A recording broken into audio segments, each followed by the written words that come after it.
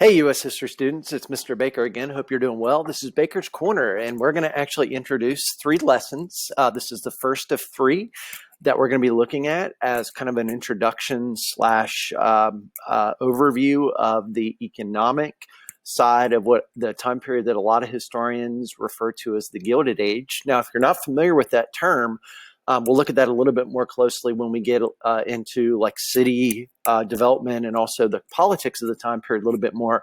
But the idea of the Gilded Age actually came from a famous author that most of you all have heard of by the name of Mark Twain, right? And so, you know, what Twain is getting at with that is that you have this time period that's kind of some of the political corruption and some of the social issues that are developing further in America are overshadowed by some of the kind of like the economic expansion with things like business and people making more money, especially your big business leaders.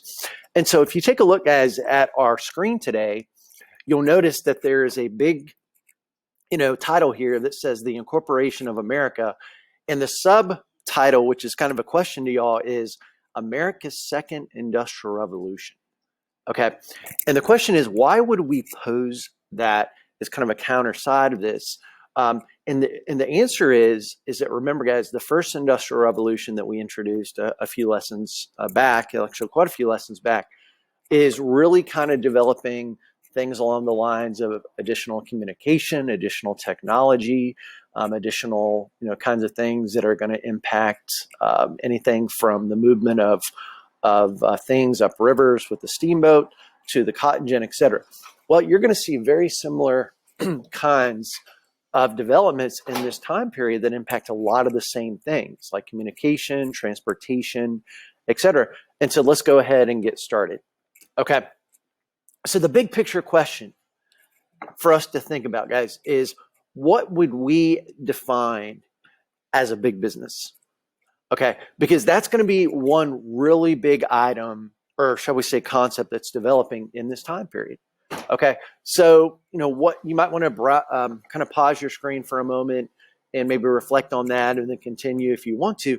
But guys, when I think of a big business, I think of a corporation. I think of a bunch of different corporations that in some cases are all trying to control, maybe production in a certain kind of field, right? Or a certain business category. So for example, if you're looking at, let's say, cell phones, you might be focusing on Apple producing iPhones or Samsung producing, their kind of product. And then when you get into the idea of service plans, you get into the idea of, Verizon, you get into T-Mobile, which a lot of you guys might know, just, I think, bought out Sprint a few months ago. Of course, AT&T. And so, guys, we think of businesses that have a lot of impact on our economy. Okay. And think about why that's important. They're going to supply to the consumer. They're also going to provide a lot of jobs to people that are obviously going to be moving into the workplace. You got to remember, post-Civil War, I think it was, you had about, I think last time I checked, about 90% of the population across the nation is going to be involved in some type of agriculture. Okay. And so I don't know about all of you, but if you take a straw poll today, which I usually do to start the year, I may be lucky if one of my 100+ students has any family or even themselves linked to agriculture. So why is this important, guys? Big business is going to impact a lot of industries like oil, like steel, like things like railroads. It is going to impact to an extent the farmer, but more or less the industries, and even tobacco, is going to develop into a bigger business. Where I live in North Carolina, some of you guys, if you've watched my videos before, I've referenced that before. There's a really big, interesting theme that they use. Like if you look at like the connection between Durham and Chapel Hill, especially with the basketball rivalry that's developed between Duke and UNC Chapel Hill, a lot of times people will refer to the road between the two cities as Tobacco Road, right? So you're going to see those things develop, all right? And so we'll look at that more in a second. Okay. So first of all, guys, you're welcome to pause your screen here if you need to. But what we want to think about, guys, is what is going to be major causes of rapid industrialization. Okay. So think about, first of all, what we mean when we say rapid industrialization. Industrialization is going to be the development of factories, the development of, even the city growth that's going to be taking place in parts of the country. Okay, but rapid would mean that this is happening in a relatively small window of time. Okay, and so I want us guys to not memorize, but to understand. You've heard me say that before, but in order to do that, you have to understand what's happening conceptually. Okay, so first of all, this is going to be kind of what I would call a cause and effect kind of lesson in a sense. So first of all, guys, look at what's first on your screen. Steam revolution of the 1830s to the 1850s. Okay, so a lot of you guys are thinking, well, Mr. Baker, what exactly is the time period of this rise of big business? I would say you're looking at about the last 35 to 40 years in the 1800s or the 19th century. So there is a strong case to be made that the Civil War time period is going to kind of get America moving in that direction. Guys, think about all the production that had to happen because of the war, especially in northern factories, that you see a lot of attention. And then by the end of the 19th century or the 1800s, what do we notice? We notice that America has made a lot of strides. Okay, we'll look at that more in a second. But why the steam revolution being important? It kind of sets the tone, right, for things like if you go back to the first industrial revolution and we talked about things like water power and steam power and things like that, that's going to be a major catalyst that leads to eventually other changes.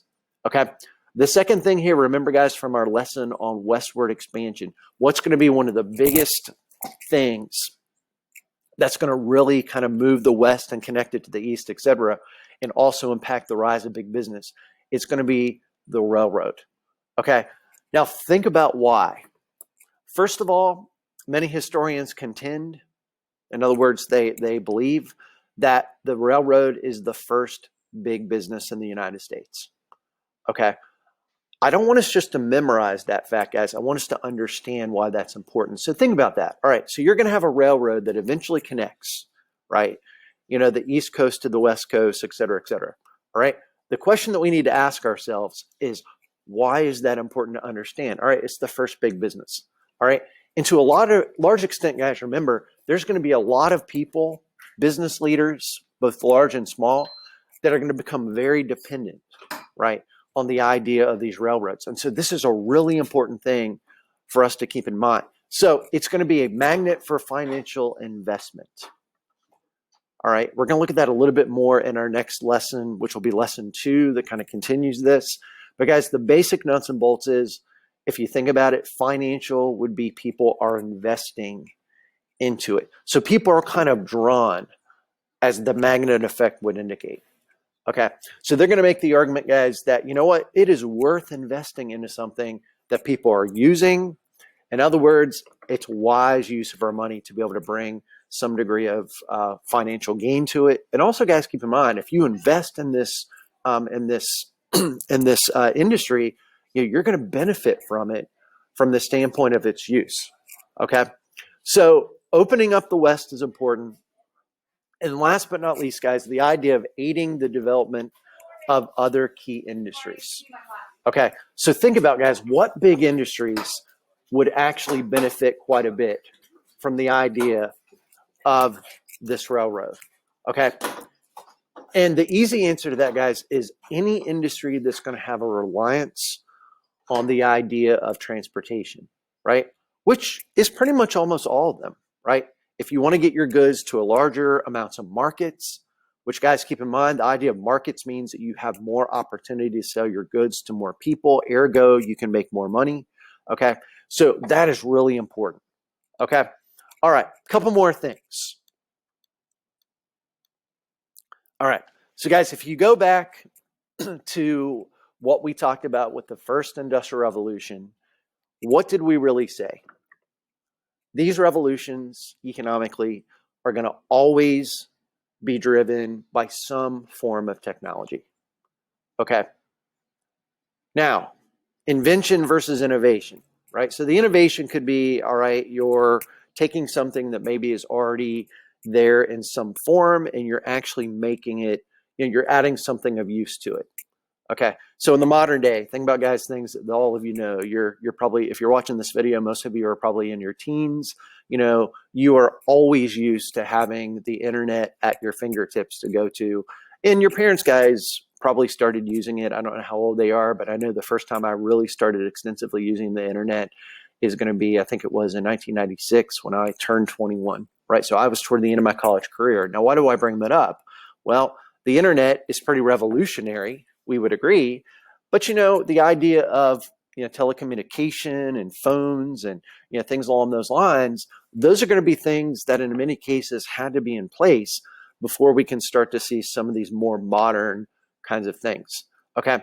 When it comes to the 1800s, you're going to see some similar trends. Now, I don't have this on the slide here, but think about, guys, the connection between the telegraph and eventually the telephone. Okay. So key inventors, people like Alexander Graham Bell, all right, a name that you almost always want to associate with the idea of inventing, all right, and particularly the telephone. Okay. Now, a couple of the things here, guys, to keep in mind. The Bessemer process, we'll look at this a little bit more next time. But the idea of the Bessemer process, when we think of the word process, okay, what is really involved in a process? It's a series of steps to get to an end result. Okay. And guys, the issue in the case of the production of one major thing, which is steel, is that the Bessemer process is going to allow you to take some cheaper iron ore, take the impurities out of it. Now, you can research all the specifics in more detail later. And eventually, guys, what that would do is it would allow you to mass produce steel. Okay. It's also going to allow you guys to produce steel more cheap. Okay. So therefore, guys, put two and two together. So what's going to happen, right?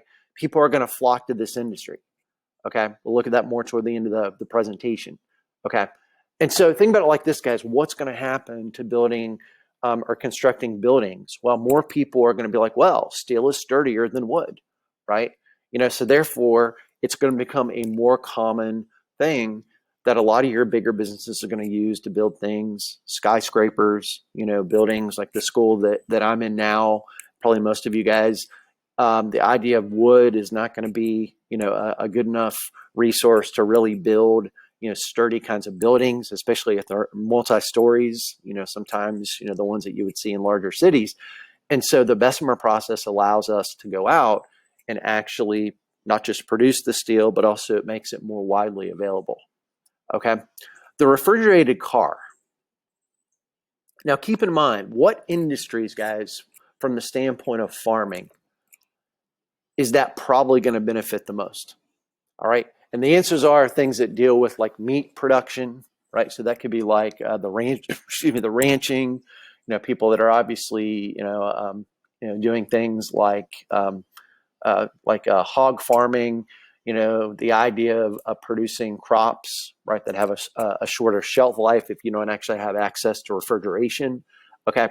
And so this is going to be a big deal. It's going to make a lot of these, you know, farmers more reliant on the railroad, which has a series of pros, but also a lot of cons as well. Okay. And then, guys, when you're talking about the idea of new technology in this time period, we cannot overlook probably one of the most famous inventors, not just in American history, but certainly in the history of the world. And that's a gentleman by the name of Thomas Edison. Okay. Now, this is only the tip of the iceberg, guys, but Thomas Edison, you know, I think I read somewhere one time that he was given credits or at least some degree of attention with, I think it was over 1,000 different inventions or innovations. Okay. So look at the list here. Light bulb, right? A lot of you guys have heard about that. The phonograph, the motion picture. Okay. So for those of us that really like the idea of movies and music and listening to things, you know, that we can have instant access to. Now, a lot of you guys are thinking, well, when I think of motion pictures, I'm thinking of, you know, more modern things and MP4 players and all that stuff that are more modern with music. But guys, those things have to get a degree of origin somewhere. Okay. And the thing I really like about Thomas Edison is that you're probably not going to be a great inventor unless you're smart and intelligent. But somebody, I think it was, once asked him, they said, you know, what is being a good inventor? What does it take? Right. And they were probably expecting him, guys, I'm thinking, to be like, oh, well, you got to be the most intelligent person in the world and blah, blah, blah. That's not what he said entirely. Okay. So if I'm not mistaken, guys, the direct quote by Edison was, to be a good inventor or to be able to be successful, you have to have, it requires, 1% inspiration and 99% perspiration. Okay. So what do we take from that quote? I think there's a life lesson there, guys, about a drive to actually make something work and to stick with it. Okay. I think he also made a comment very similar with the light bulb. He said something like, I found out 99 ways not to make it and one way to make it, right? Or something along those lines. So again, he's a very, those of you that know people that are very engineering oriented, that are very committed to the idea of creating things and making things work. I have an uncle that's he's a former engineer, but he still thinks that way. Guys, these people are driven. Not finding the answer drives them more crazy than probably finding the answer does. Okay. And so this gentleman, if you take a look at our next slide, these are not details that you need to memorize, but you're welcome to pause if you want and process. But guys, if you're not familiar with the term patent, okay, a patent is basically a government issue that recognizes an invention or something that someone wants to get some credit for. Okay. And so what do we notice happening? Well, first of all, 1790s. That's the era, by the way, of the first and second presidency. So you're looking at Washington and John Adams. Only 276 patents were issued by the federal government of the United States. Okay. So that's a pretty small number. What is that? About 28 a year approximately. But guys, look at what starts to happen as we approach the latter 40 years and also the previous. So about the last half of the century, guys, we're noticing a dramatic increase in these patents. Okay. So the big picture here is that with these patents, people are more active with trying to invent things, with trying to innovate. Okay. You'll notice, guys, again, 1990s, which is my time of growing up, 80s and early 90s, you notice over 1 million patents. So that is over, as you can see, guys, what is that? About 110,000 per year. Okay. So the idea, guys, of inventing is something that, of course, is going to continue. Now, something to keep in the back of our minds for later is that what is one of the bigger things that encourages this innovative thinking? Okay. Is it private enterprise, right? Which is going to be, government has less involvement in the economy, right? Laissez-faire, we'll get to that more in a second. All right. Or, does government have more potential to actually drive, right, when they sponsor programs? And you'll see a lot more of that, guys, as we transition to the Cold War time period, when you're looking at like the launching of Sputnik by the Soviets, and the United States is like, well, we need to start, investing more with space and engineering and science, et cetera. Okay. But of course, that's down the line. But that is one of the reasons why between 1900 and the 90s, you do see an even bigger jump. Okay. So anyway, something for y'all guys to land your plane on, as you've heard me say before. Okay. All right. So another quick thing, guys, on rapid of causes of rapid industrialization, okay, is you have to be able, guys, when you're expanding industry, right? In other words, you have more factories, you have more a need to actually produce more goods and things. Usually, you're also going to need more labor. Okay. And so we talked about, guys, prior to during our lesson, on the first industrial revolution, we talked a lot about that specialization of labor. Okay. And the one thing, guys, that we notice, and you'll notice, guys, the picture right here, is that a lot of this labor is actually going to come from abroad. Okay. So what does that mean? It means that we're going to see a very large influx of immigrants. Okay. So you're going to see, and we'll try to look at this a little bit more when we get to the urbanization unit, guys, but you're going to see a lot of emphasis on the idea of people coming from places that they're not necessarily from before in large numbers. Okay. So that's the reason why a lot of these people are going to be labeled as the new immigrants. Okay. Many of them, English was not their first language. Okay. So they're not from parts of England in larger numbers. They're not from parts of Ireland and Scotland and places like that. They're going to be mostly, or largely, I should say, pardon me, guys, from places like, Greece, Spain, Italy, Russia, right? In other words, Southern and Eastern Europe. Okay. But there's no question, guys, that when those people come over, they're going to be bringing families. They're going to be having children here. And it's an interesting dynamic that develops. Okay. All right. So fifthly, guys, you're not going to have most likely the rise of this big business unless you have either educated or well-developed entrepreneurs. Now, some of these men are college educated, and some of them are going to be kind of like the rags to riches stories. We'll talk about that more in a second. Okay. But what these men do, guys, is that they're going to really be pretty business minded, right? So what does that mean? A lot of you are like, well, they know how to make investments. Okay, that's true, right? But they are also going to be in a position, guys, to where they know how to actually make good decisions, right? Regarding, how do we use this way to produce better? What makes it more efficient? How can we perhaps reduce price to make our customers, more likely to buy our products and things like that? Now, there is a downside, as we'll look at next time. And the downside is, guys, just a real quick story on this is, you could say, well, the consumer benefits to an extent, but the workers, unfortunately, are not going to see a lot of these profits. Okay. So, guys, you're talking about people, as we'll look at in a few moments, that are making hundreds of millions of dollars in their lifetime in that day's money. Okay. That's not adjusted to 2020. That is basically in those days. Okay. So there's going to be a lot of pressure on these men to actually give back to the community, right? Which a lot of them do. But there's also going to be a lot of criticism because they didn't actually, take that money and actually distribute it back to their employees, right? Which is going to be a big reason why, guys, in our third installment in this area, we're going to be looking at the rise of the labor movement, which has a lot to do with this. Okay. 6, market growing as U.S. population increased. So, guys, there's a connection there. All right. So we have more people, right? So we have more people being born. We also have more people coming in that are immigrants, as we just said. Ergo, these people have more people to sell their goods to, right? So it's kind of cause and effect, right? The cause is, you have more population. The effect is you're going to usually adjust your production. And then lastly, abundant natural resources. What does America have, guys, in abundance? Yeah, we're going to discover that we have a lot of oil.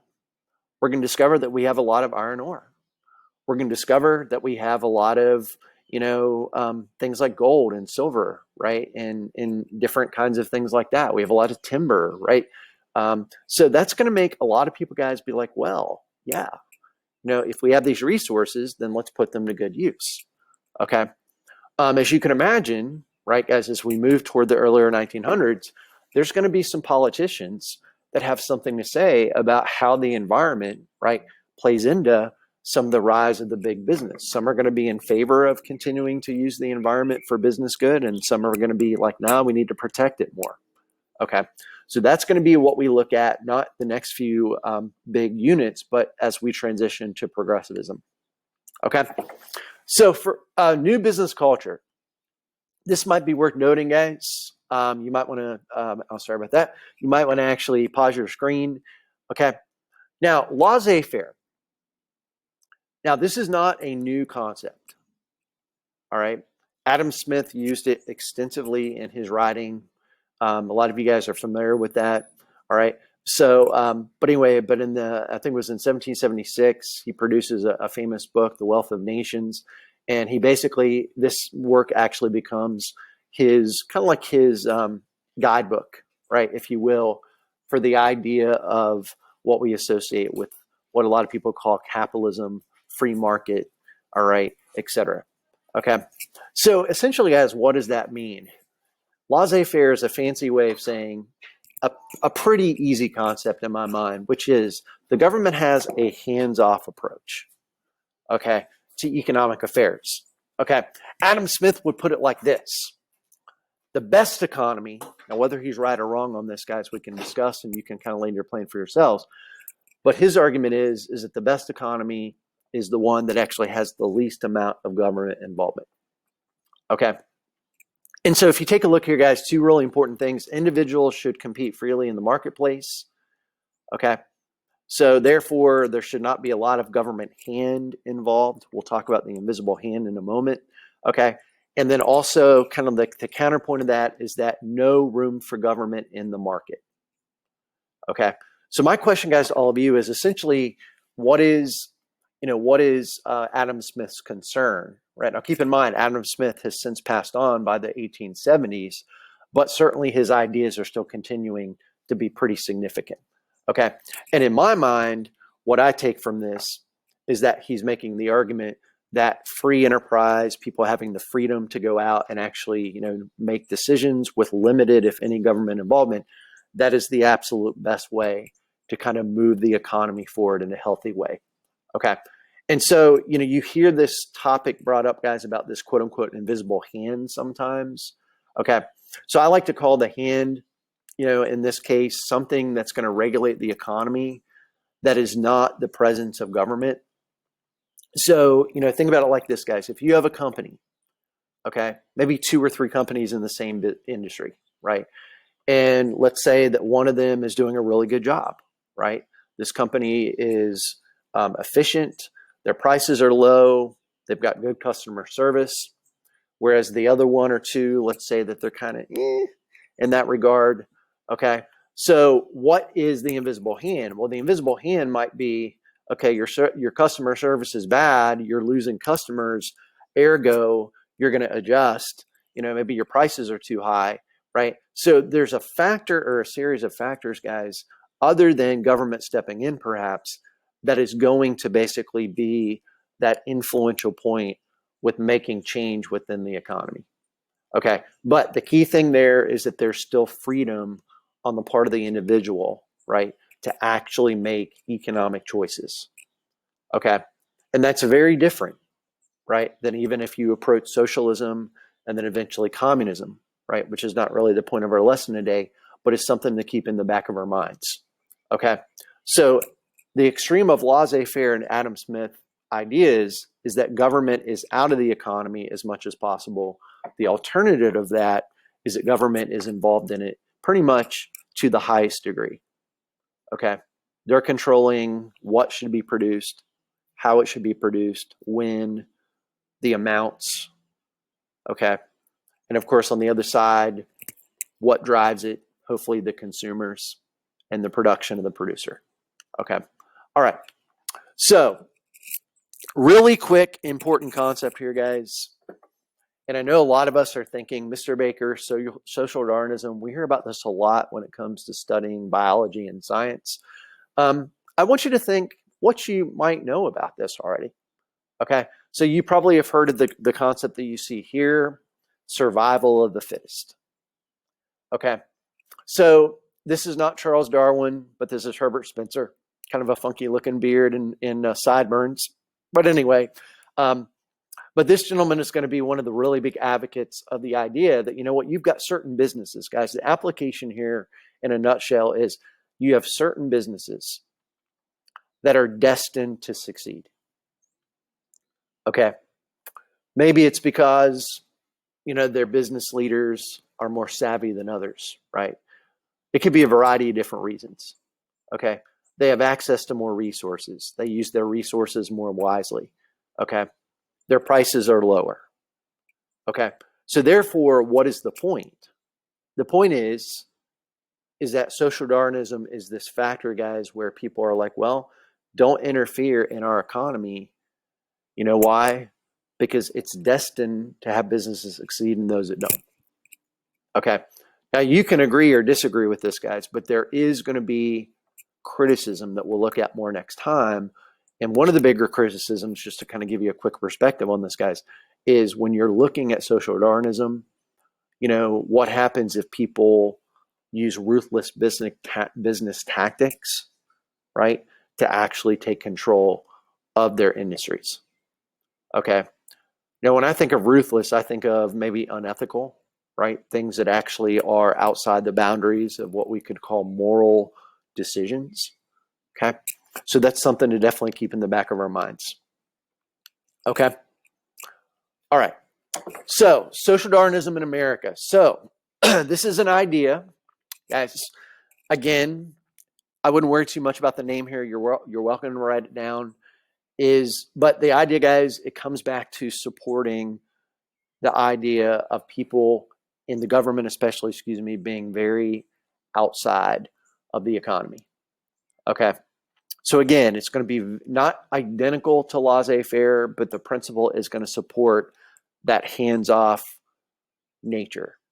All right. So again, those two concepts are not identical, but they are driving toward one thing, which is limited government involvement in the economy. Okay. These 2 points might be worth stopping and then noting. Individuals must have absolute freedom to struggle, succeed, or fail. Now, I want you all guys to think about that for a second. Okay. Is that true beyond just business? And the key word there, guys, is absolute freedom. Okay. So if I give my students, which I try to, all the tools to be successful, right? We cover content in class. I have them read some things. We discuss them in seminar formats, right? We try to make sure that they're clear on things. I make myself available to meet with them, etc. That is giving them a lot of freedom, right? Absolute freedom, right? You can use the resources that I provide. You can push them away and say, nope. Either way, you're exerting freedom. Okay. And I would say that probably students that take advantage of all of those things, right, whether it's history, math, whatever it is, doesn't matter, science, etc., okay, they're probably going to be more destined to succeed. Okay. But what do we learn from struggles and even failures? Neither of those things are probably pleasant. But the point is, guys, if you think about this in terms of this, is that does a business, if it struggles, eventually figure it out because they have to compete with other businesses that are doing really well, right? And that actually is a good thing for our economy, right? And even for the consumer. Okay. So that's basically a key concept, right? With social Darwinism is that, yeah, you're going to have businesses that can succeed because, they're bigger, stronger, whatever. Okay. But maybe that competition eventually is good, right? I think Smith would agree with that too, even though he's not live with the social Darwinism when Darwin comes up with it. All right. Therefore, guys, the big, as a result, results, effect, whatever, state intervention to reward society and the economy is futile. Now, when we say state, guys, if you have this written down already, this might be good to put in a little margin or whatever. We're talking about government. Okay, so we're using that term extremely broadly. Okay, and so think about what that means. Is that there should not be government rewards according to this way of thinking. If Mr. Baker is a good business person, right? They should not be like, well, Baker, we give you a reward for doing a great job with your education of your students. We're going to actually, make it to where we're giving you an extra $1 million, right? And that's not just a tax incentive. Okay. So that's something to think about. Okay. Now, I don't know where you land your plane on that. That's not for me to tell you how to. That's for you all to do. But I want you to think, guys, just for a moment, do you see any potential pros, cons, and major issues, okay, when it comes to the idea of no government oversight of the economy? Okay. Some people would call that regulation. Okay.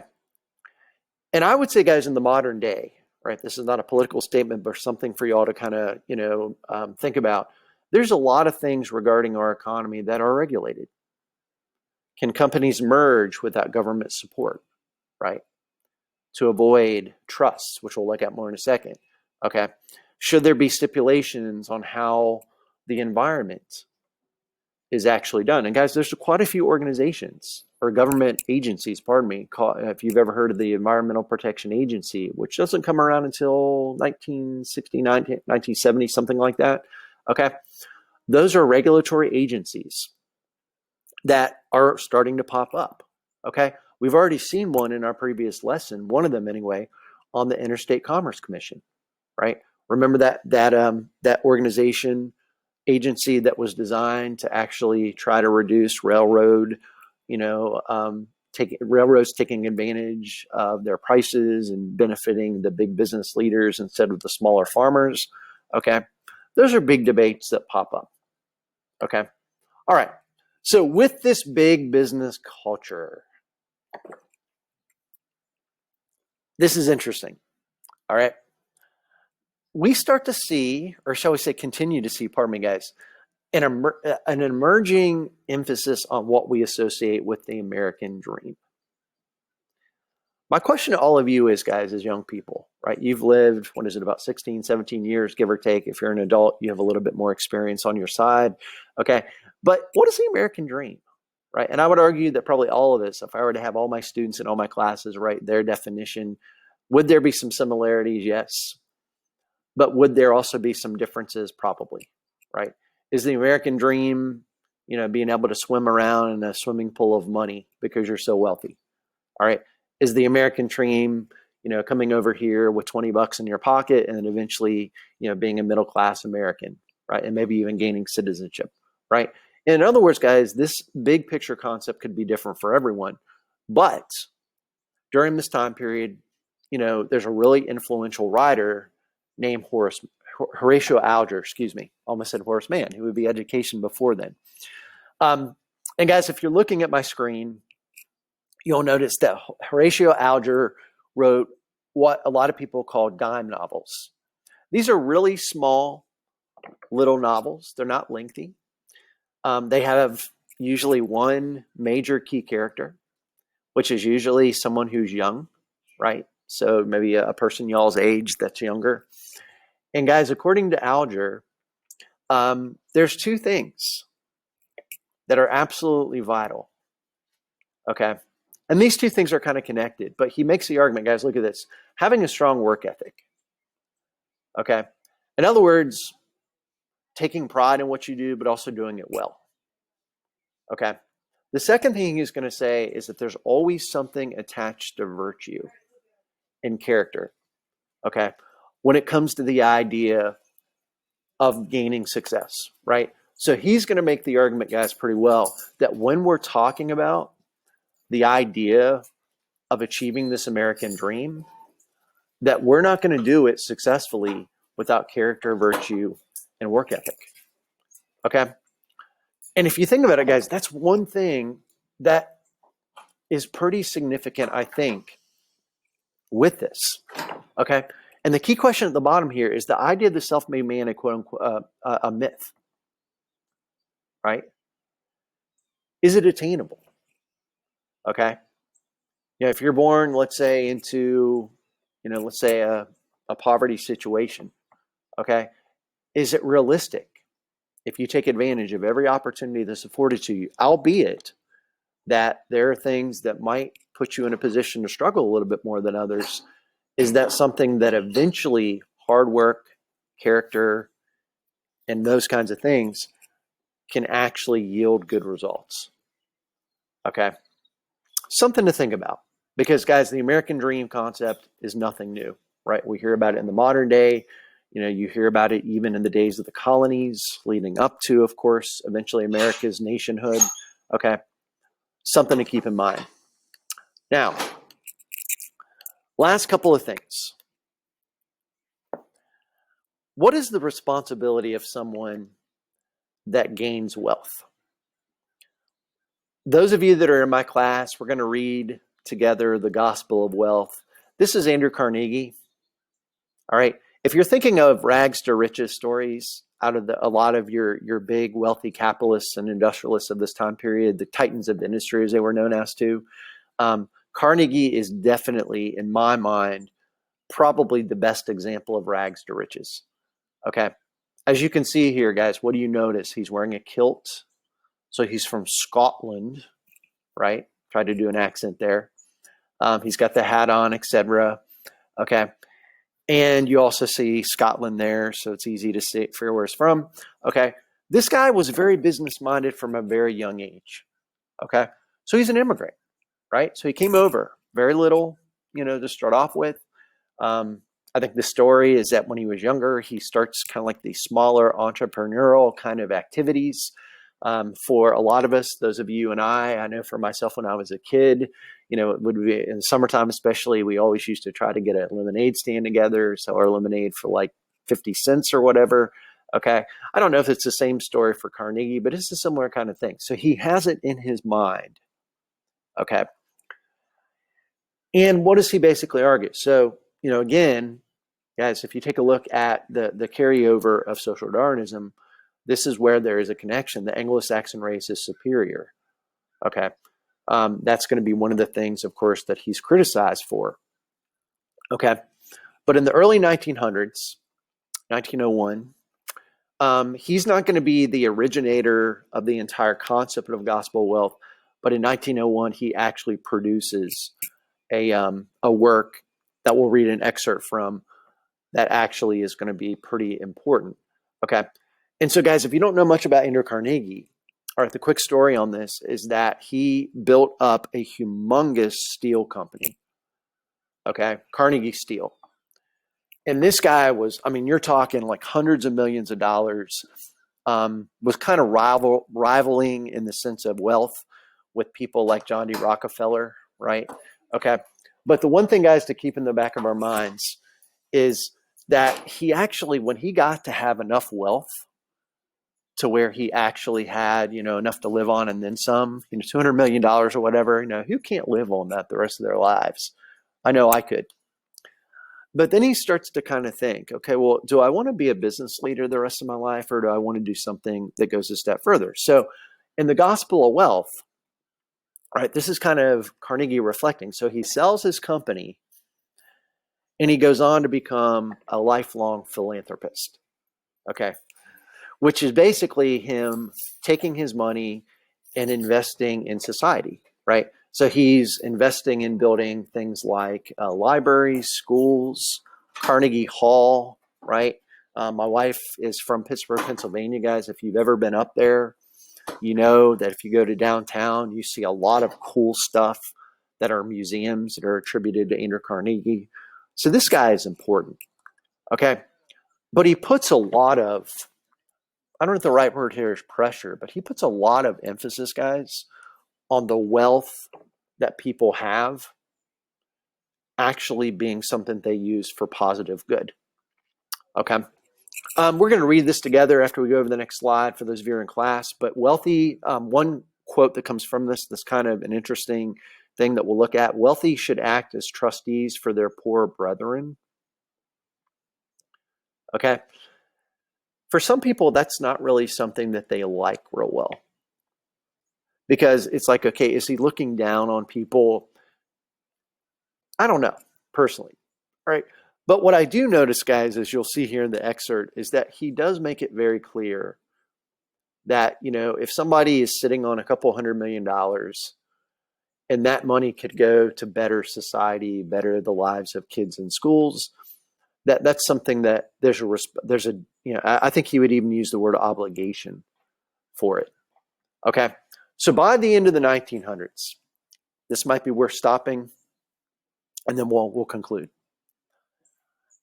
And this is not every big business, guys, but by 1900, you've got 5 really big business leaders. All right. There's a few other ones that I'm leaving off here because they're not as big of names. Like if you've heard of Stanford University, Leland Stanford, he made his money, I think, through the railroad. Okay. But guys, take a look. These are extremely important people that universities are named after, buildings are named after, okay, etc. Right? Carnegie is an easy one. We just covered him. John D. Rockefeller, guys, this guy would easily have been, if you converted, I think at the time the stock market crash, he was worth over $2 billion by that day's standards. He would easily be richer today than somebody like Jeff Bezos or Warren Buffett or, of course, Bill Gates. Can't leave him out there amongst others. Okay. And there's some criticism on the big businesses that we'll come back to in our next session. Cornelius Vanderbilt, shipping and railroads. All right, so Vanderbilt, I think at first invested more into like canals and actually stream kinds of things like river travel. And then, of course, he gets pretty smart.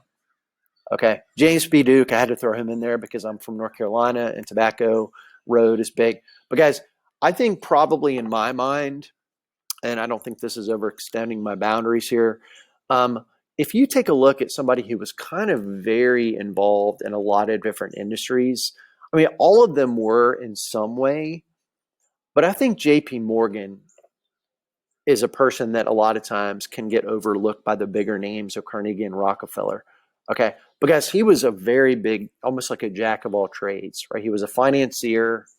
Okay, he invested in, he actually purchased, excuse me, Carnegie Steel, renamed it U.S. Steel, made a lot of money off of that, invested in the railroads. Guys, this guy was so wealthy, and you can read about this further if you want to, but kind of a neat little story.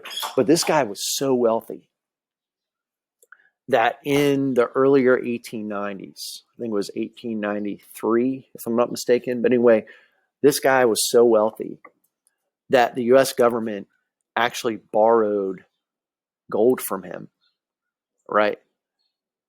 Because they were in the midst of a depression. Okay. I don't know about all of you. I can't fathom that, right? I can't fathom having enough money, right, to where an actual government of a country, okay, would actually need to borrow it to kind of stay afloat. Okay. So I want you to think, guys, before we transition to our next lesson, what does all this mean for the American economy, for the American people, that are working class? What does this mean for the country as a whole as we actually transition to the early 1900s and even the later 1800s before we get to that? All right. It's been a pleasure instructing you today. I hope you all have had a great one. As always, feel free to email me at bakerd@franklinacademy.org. And I will look forward to seeing you in our next lesson. And I hope that you stay safe. Thank you and have a good one. Bye-bye.